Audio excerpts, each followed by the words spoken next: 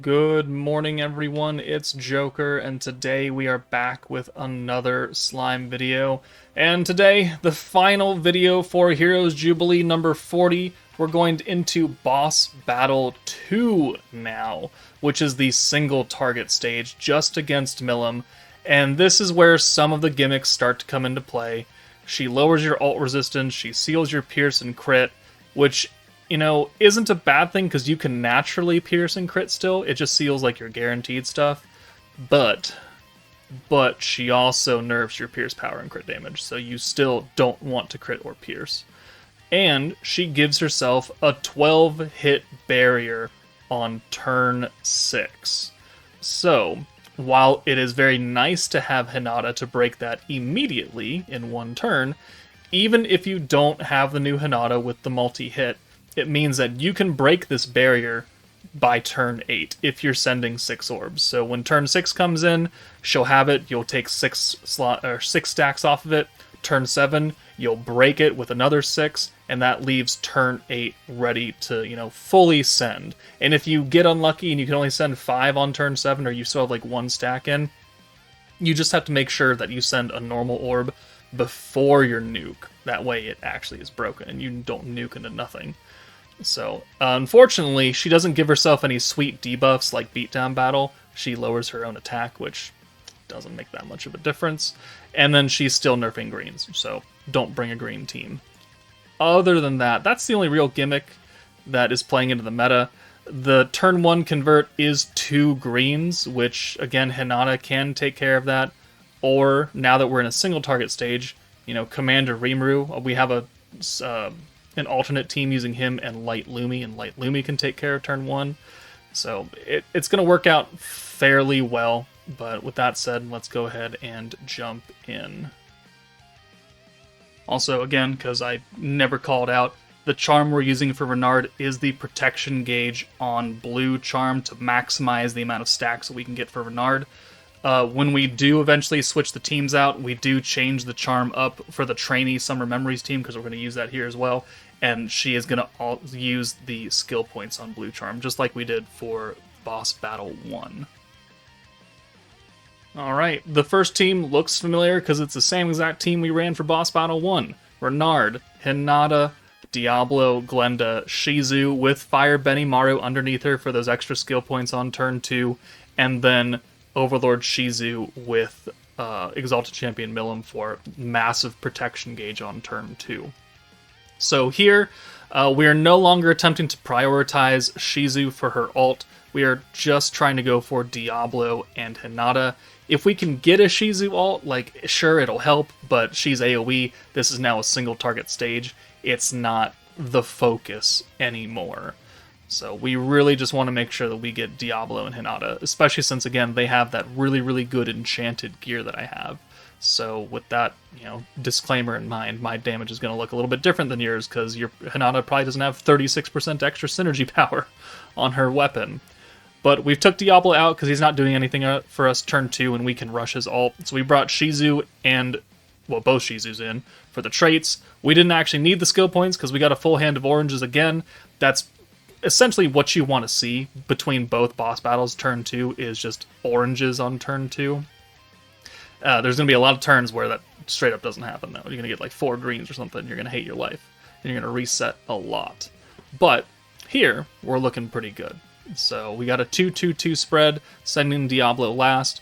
Again, we want to make sure that we can put the Lord's Ambition on, 1, to rush his own ult, and 2, to get those extra stacks of weakness strike down. And we've got a full hand of Hinata. And a complaint I had is because we have DIABLO to rush, I a lot of times did not get Hinata ult. Well, we're going to solve that nice, quick, and in a hurry here, because we're just going to convert. I'm going to take a picture of this first, because when the hell does this happen? Because we literally have 7 Hinata orbs, because we've got 1 more incoming. So there's a full hand, there's Lord's Ambition, we'll send these 6 Hinatas, we'll get a double stack, we'll get her ult, and plus some, and then as luck would be, fate would be, we get another full hand of Hinata, with another incoming. This is not real life. So that is 14 Hinata orbs in a row. That's pretty intense. pretty intense right there. So on the plus side, we've got a Hinata EX alt. On the downside, I have no orbs for Diablo two turns in a row. So we're going to have to start using his Lord's Ambition skill a bit more. So here, I accidentally misplay, and I should have used the alt swap with Glenda instead of Shizu, because I already used Hinata's orb change, so we are only going to have 5 blues and a green. But since they're still Hinata orbs, we can still send 6. So not the end of the world, but it is a misplay that I do need to call out. So there we go. We have the EX alt for Hinata. She's good, but she's also one of our primary orb changers. And sometimes that doesn't work out very well. But here, it did. So we've got another good hand of Hinata that we can convert into. We can send Shizu away. We could use the alt swap ability.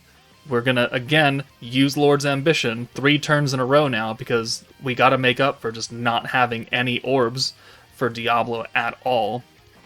And, 2 a turn is not going to get us to the EX alt in 3 more turns. It's just not. So we got to do something about that.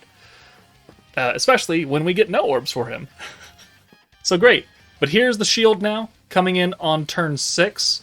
So we do have to break it. So either you use the Hinata skill, or if you don't, then you just deal with it, and you break it anyways. So here, we're going to deal with it. We're going to send Hinata away. We're not going to use her orb convert. We're going to use Shizu's, and we're going to send 6. And it's not going to break the shield immediately. We're going to rush Diablo's ult again. Now we're guaranteed his EX ult with these 2 orbs. But she's still going to have a 6-hit shield up on turn 7. Which, if you're trying to really maximize everything, I should have used the orb convert for Hinata, but I don't think we had enough points, so it is what it is. And here, okay, we've got a Hinata hand anyways, so we're going to have to bring Hinata up front regardless for Shizu. That's going to take the blue, which means we have another perfect hand for Hinata. So Shizu comes out, we'll use Glenda to alt swap, and then we use Hinata's orb change, and we'll be pretty set, because we'll have another 2 stacks, we'll have a full hand, we have the EX alts for everyone that really matters, and now we're going to break the shield as well, so we don't have to worry about that on the nuke and sending, wasted orbs early or something. We're going to bring Shizu in now. It doesn't really matter, you could leave Glenda in, again, it doesn't really matter. There's the broken barrier, excellent, and then the next 4 hits are just Diablos. And now we're ready to go. So we're going to look pretty good. And we do have a Shizu orb. Doesn't really matter. If you had a Shizu ult in the back, that'd be good. But we'll use Shizu's buff. We'll bring Glenda in. We'll use her buff. Her buff, there you go. And then we'll bring Fire Shizu. And we'll just go to town here. So 1, 2, 3. That's all the points we have. So thankfully we have 3 orbs here. I really wish it was 4. But Shizu not being fully buffed means that she's going to do peanuts for damage. So I end up going with just the Diablo orbs, because he is fully buffed, plus his own selfish stuff. So even though he would get like a 150% orb buff, it's going to outdo that. So 5.9, 13.8 million damage from Diablo right there. And then we did like 271k for his normal orbs, for a final score of 21 million. And that's currently my highest score right there. So things could be, things could still be better on that run, but it's still pretty damn good. So let's move on now to the not so awesome teams. Alright, next up is the half meta team. So this is assuming that you pulled on the Renard and Hinata banner and you managed to pull them, and you already have New Year's Rimuru. So this is for those lucky souls that also didn't summon for Shizu and Diablo. Renard, Fount of Wisdom Rimuru, once again, still a good unit. Free to play Glenda. Light Lumi is here because now we're going to nuke with 2 light characters, so we might as well bring a light character that can do that. And Orb Change turn 1, that way we can actually get a double stack of Renard without having to do anything funky. And then we've got New Year's Rimuru and Hinata, who's going to break the shield. So this team is going to run essentially the same way as what we were doing earlier. It's just we don't have, type advantage. So turn 1, we're going to convert with Lumi. Don't have to use Hinata, so we're still going to get that 10% gauge increase, which is nice. And we've got protection gauge characters all over the place now. So between Lumi and the supports for Hinata and Rimuru, we've got a lot of turn 2 protection gauge.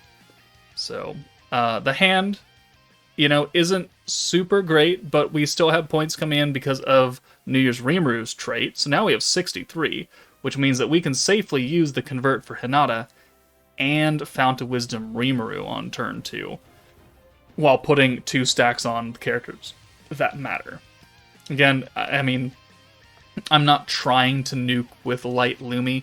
Technically, she is on Commander. She is light. She's also magic, so I mean, you could, if you wanted to, and you could manage it, you could also nuke with her and still do okay damage. But for this run specifically, I don't get her ult. I only have Rimuru and Hinata's.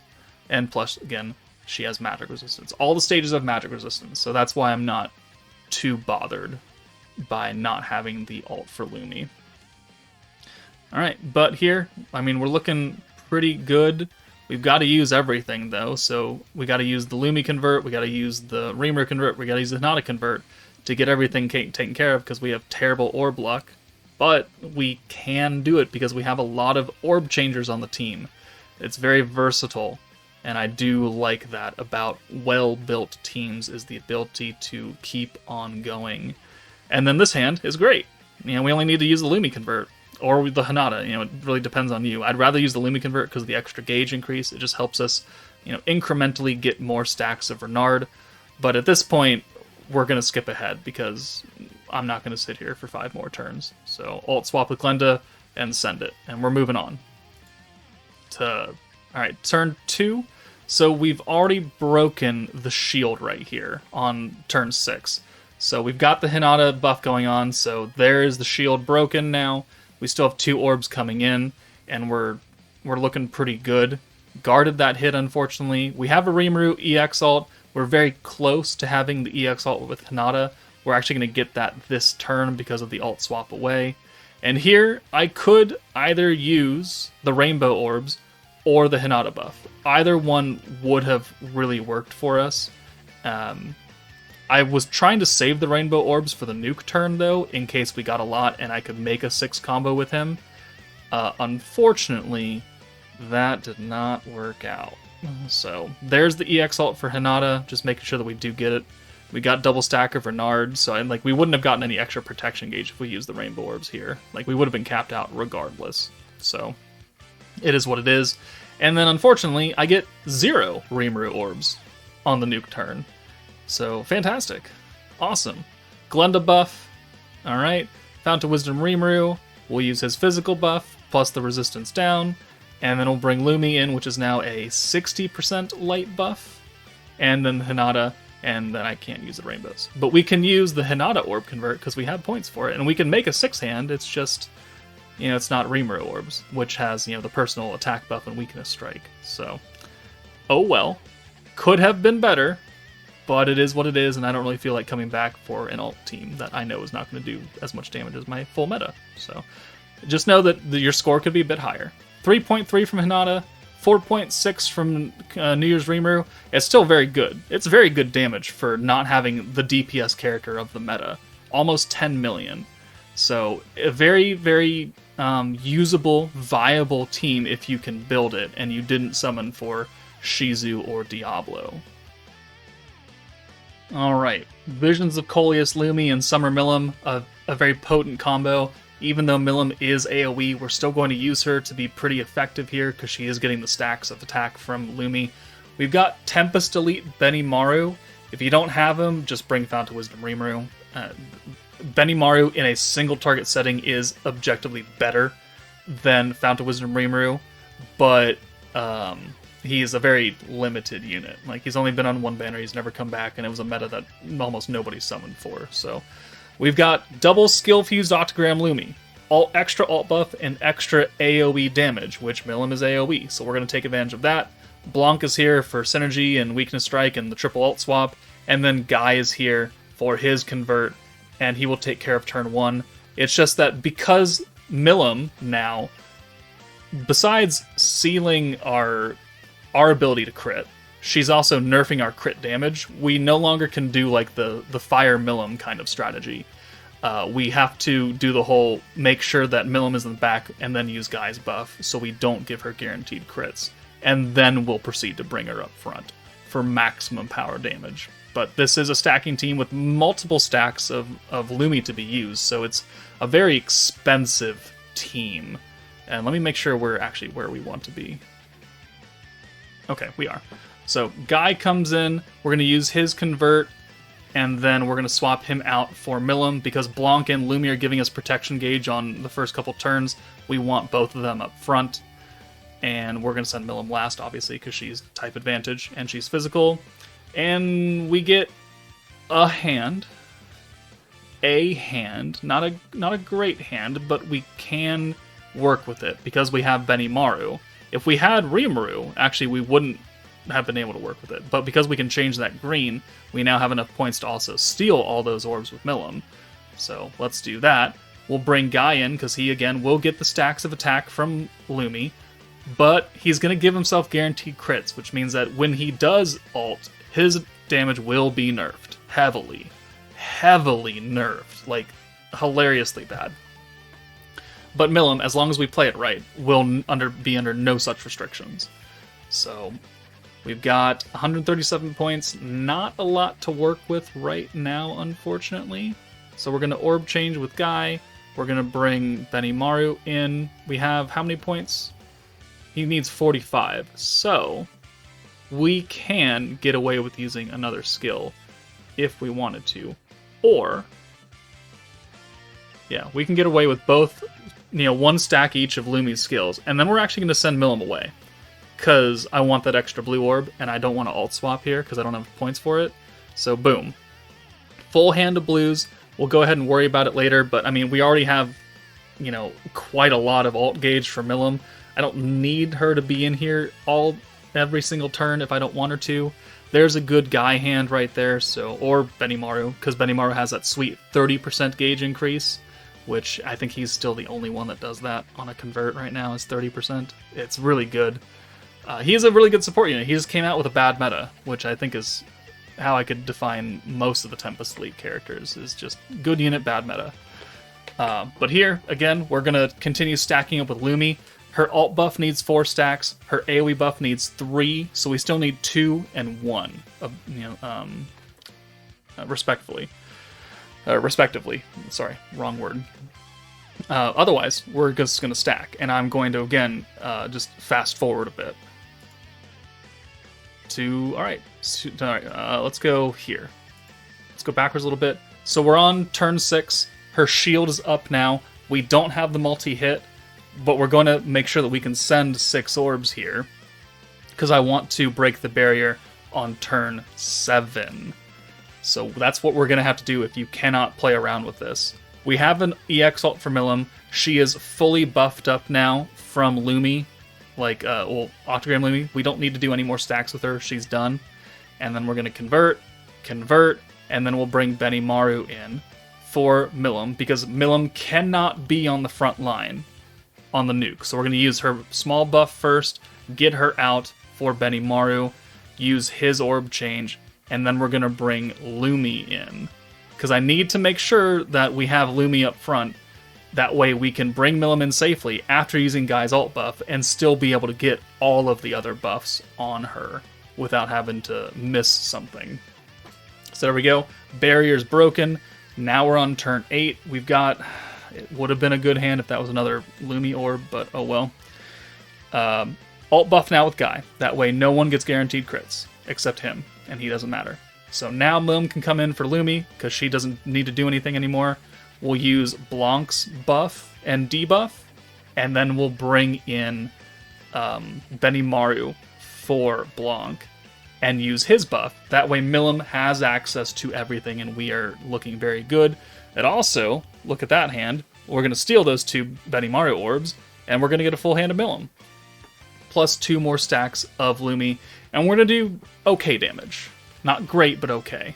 Milim first, because she's got an alt effect. She does 2.6 million, 379 for Guy, almost 100k a hit for Milim's orbs. So that's good. And then our final score is 3.8 million. And again, this is using an AoE character in a single target setting. So not the best place to do it, but she can still be effective and still put up decent numbers for a lot of other players that don't have access to the meta, right? These characters are pretty old, minus Benimaru, and again, if you don't have them, you can swap them for Tempest Elite Rimuru, it's fine. You just have a little bit more RNG to play around with. But there we go, there's the third team, and let's check out the last team.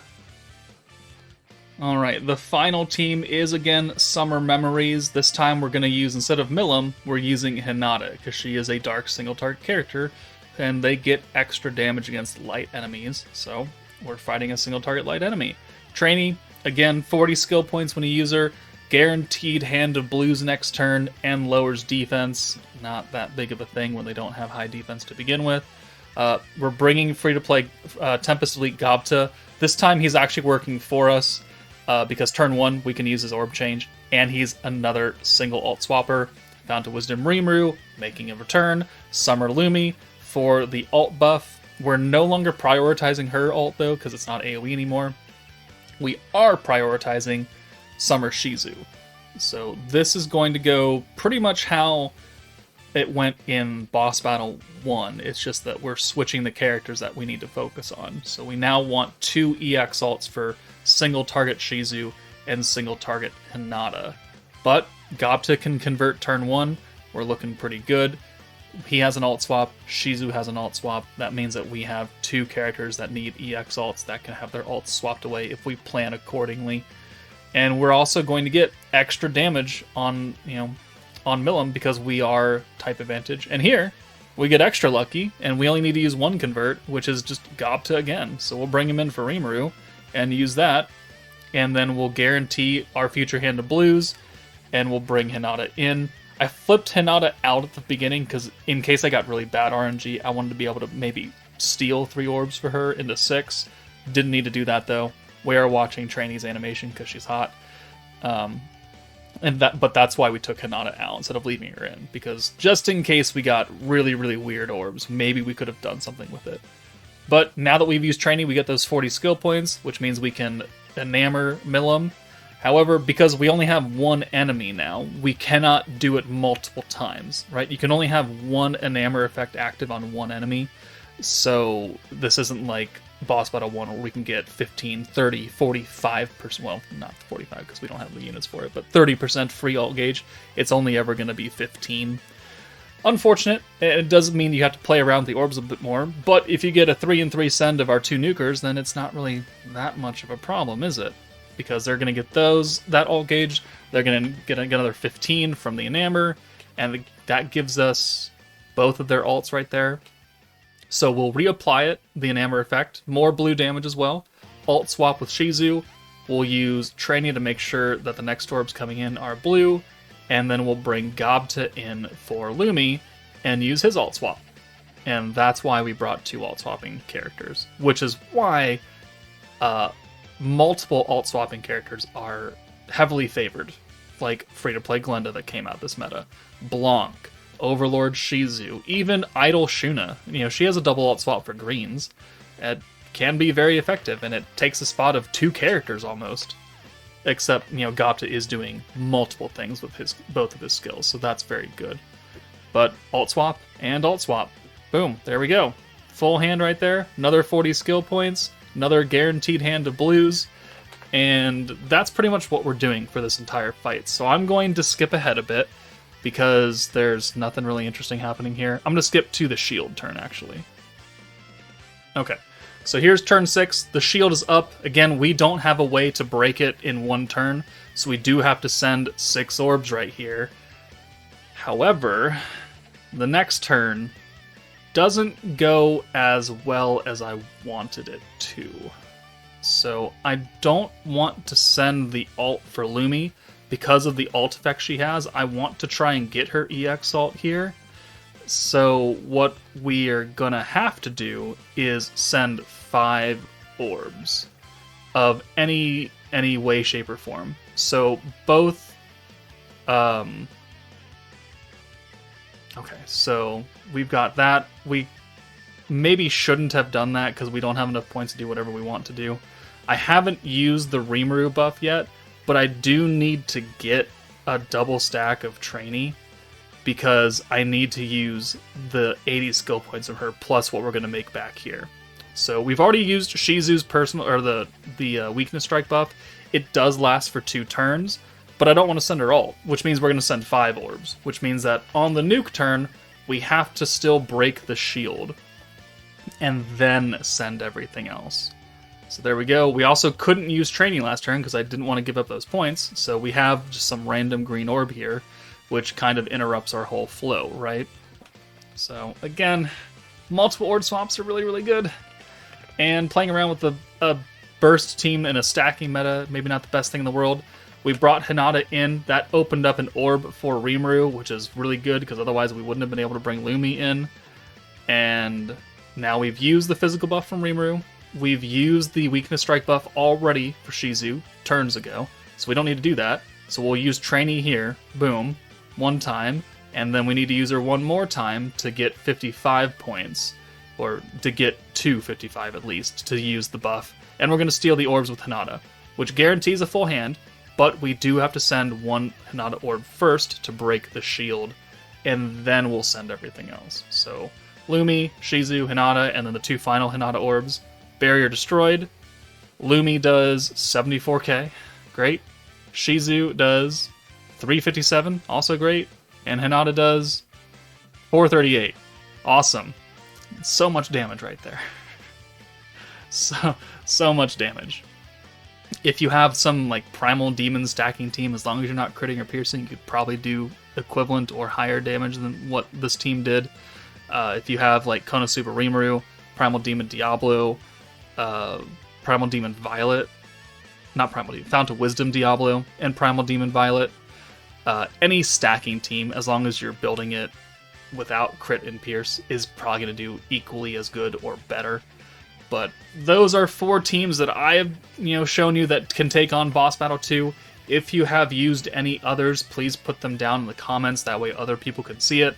But that's it for me, guys. Take it easy, and I'll see you all later.